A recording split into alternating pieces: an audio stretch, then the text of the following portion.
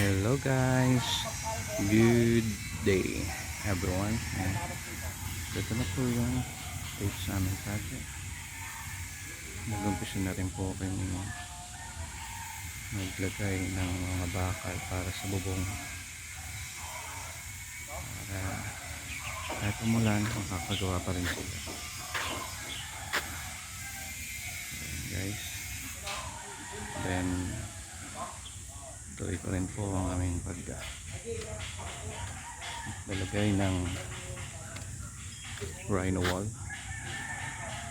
Tutuloy namin yan hanggang doon sa may taas, pinakang firewall.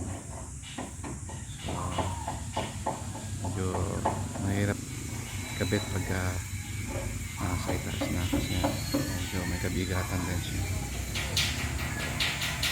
Okay. Slowly but surely